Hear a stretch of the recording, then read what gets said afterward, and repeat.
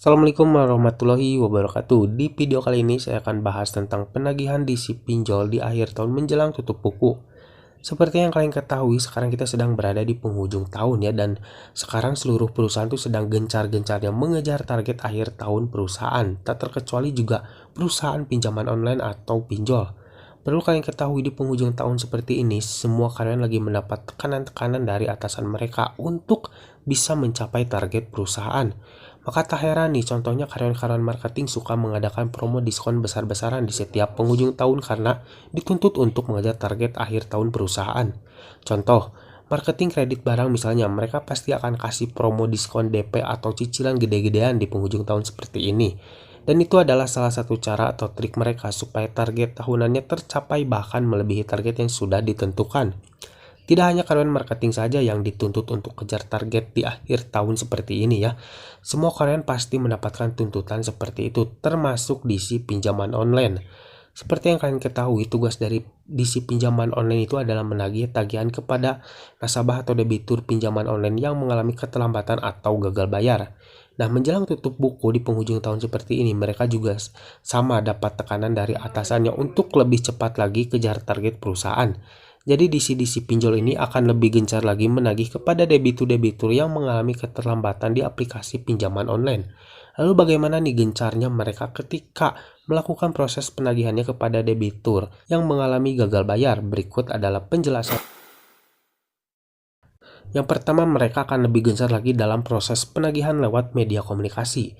Nah, jadi mereka akan menagih kepada debitur yang mengalami gagal bayar akan lebih rajin lagi ya melalui pesan WhatsApp, telepon, SMS maupun email.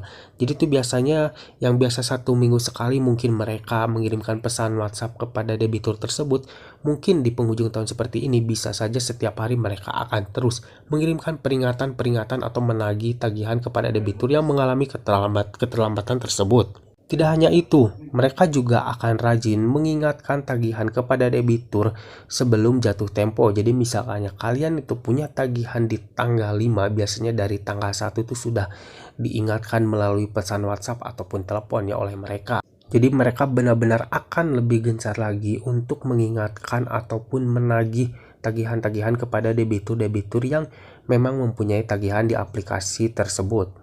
Yang kedua adalah mengancam debitur dengan membawa-bawa masalah hukum.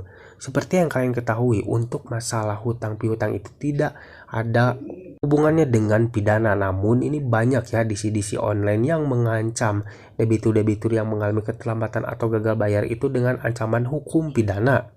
Urusan hutang piutang itu urusannya adalah perdata ya. Jadi buat kalian jangan pernah takut ketika kalian diancam akan dibawa ke jalur hukum dan akan diancam untuk hukum pidana gara-gara kalian mengalami keterlambatan atau gagal bayar di aplikasi tersebut.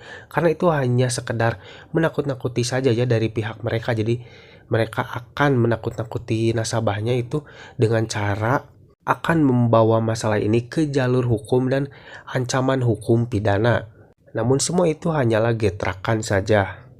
Yang selanjutnya adalah kunjungan yang rajin kepada rumah debitur. Nah, ini untuk kunjungan debt collector lapangan ya, ini biasanya akan lebih rajin lagi di penghujung tahun seperti ini ya. Dan ini tuh dikhususkan untuk pinjol-pinjol yang memang sudah mempunyai DC lapangan. Biasanya itu akan lebih sering datang ke rumah nasabah yang mengalami gagal bayar itu. Biasanya dalam hitungan 1 minggu tuh bisa sampai 3 atau 4 kali ya. Mungkin kalau sebelum-sebelumnya itu biasanya dalam 1 minggu mungkin hanya 1 kali mereka akan datang ke rumah nasabah yang mengalami gagal bayar. Namun di penghujung tahun seperti ini, dalam waktu 1 minggu saja bisa sampai 3 atau 4 kali mereka akan mengunjungi rumah-rumah nasabah yang mengalami gagal bayar. Yang selanjutnya adalah penagihan yang kasar. Nah, ini biasanya kalau dari DC online nih yang menanyakan tagihan atau mengingatkan tagihan kepada debitur yang mengalami gagal bayar, biasanya kalau tidak ada respon, biasanya mereka tuh akan mengirimkan pesan-pesan peringatan tuh dengan kata-kata yang kasar. Karena tidak dapat dipungkiri ya, ini masih banyak kejadian yang mengalami gagal bayar atau keterlambatan itu sering mendapatkan ancaman-ancaman ataupun penagihan-penagihan dengan kata-kata yang tidak pantas ya. Nah, jadi buat kalian yang mungkin mengalami hal seperti ini, kalian dikuatin mental saja ya ketika kalian mendapatkan ancaman-ancaman dengan kata-kata yang memang tidak mengenak. Yang selanjutnya adalah menyebar berita palsu lewat medsos. Nah, akhir-akhir ini banyak kejadian ya.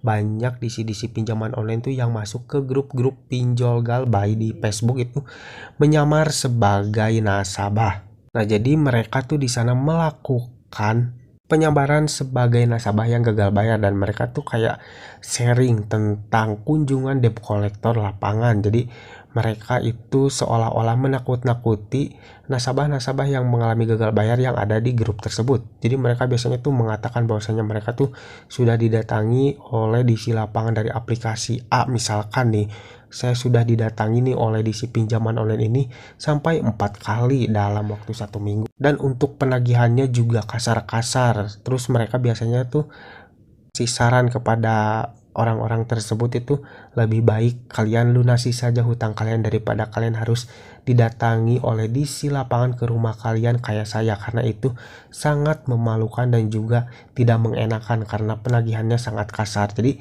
pada intinya mereka tuh menakut-nakuti saja ya di grup tersebut, yang mana mungkin pikir mereka nasabah-nasabah yang ada di grup tersebut itu akan merasa ketakutan ketika mereka mengalami gagal bayar di aplikasi yang sama dengan mereka posting di grup tersebut. Nah, itu tuh banyak ya kejadian seperti itu. DC pinjaman online menyamar sebagai nasabah yang mengalami gagal bayar dan masuk ke grup-grup pinjol galbay. Karena itu adalah salah satu trik dari mereka juga untuk gencar lagi menagih kepada nasabah-nasabahnya yang mengalami gagal bayar. Nah guys, itulah tadi informasi tentang gencarnya DC pinjaman online menjelang akhir tahun atau tutup buku perusahaan ya. Jadi mereka tuh akan lebih gencar lagi untuk menagih kepada nasabah-nasabah yang mengalami gagal bayar, dan mereka akan melakukan apapun supaya nasabah-nasabah tersebut tuh bisa membayar tagihannya.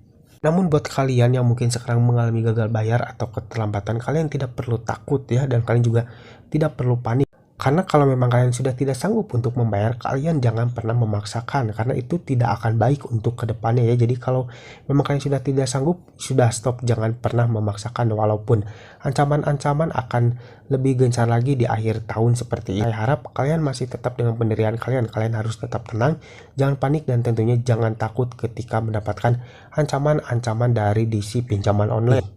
Jadi kalian tetap tenang saja dan fokus jalani kehidupan kalian sehari-hari, dan tentunya kalian fokus kepada pekerjaan dan juga kepada keluarga kalian. Nah guys, sampai di sini dulu video dari saya kali ini. Semoga video ini bermanfaat buat kalian. Terima kasih yang udah nonton, jangan lupa like dan juga share ke teman-teman kalian. Dan tetap dukung channel ini agar semakin berkembang dengan cara klik subscribe di bawah. Sampai jumpa di video selanjutnya. Assalamualaikum warahmatullahi wabarakatuh.